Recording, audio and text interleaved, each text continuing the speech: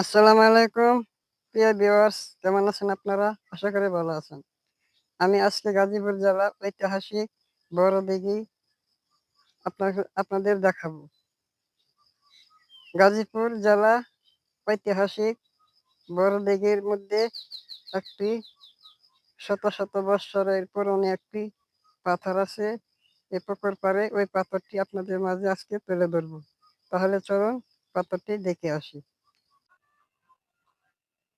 এই সেই ঐতিহ্যবাহী কপালেশ্বর, যা গাজীপুর জেলা অবস্থিত ঐতিহাসিক বড়দিঘি নামে পরিচিত।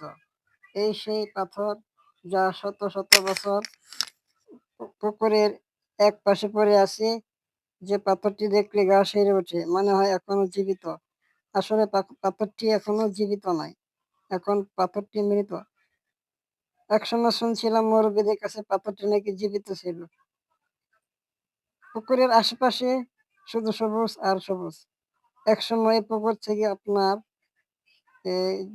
এলাকায় যদি কোনো অনুষ্ঠান করা হইতো, মেজবান অথবা বড় কোনো অনুষ্ঠান করা হইতো, ওই পুকুর থেকে হাঁড়ি পাতিল ডেক ওইগুলো উঠতো।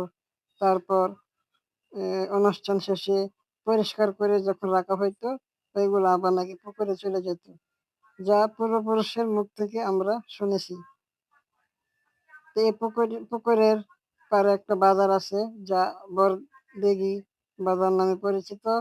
কপালেশ্বর ঐতিহাসিক বাজার।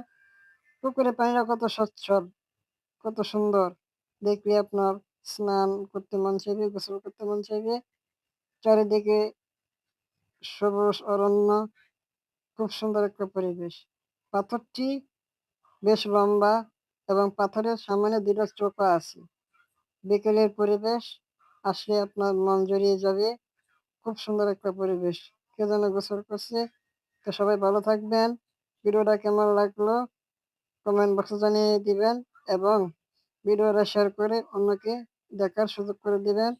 সবাই ভালো থাকবেন, সুস্থ থাকবেন। সবার জন্য মন থেকে দোয়া রইল। সবাইকে আবারও বলি, ভিডিওটা শেয়ার করে দিবেন। ধন্যবাদ সবাইকে।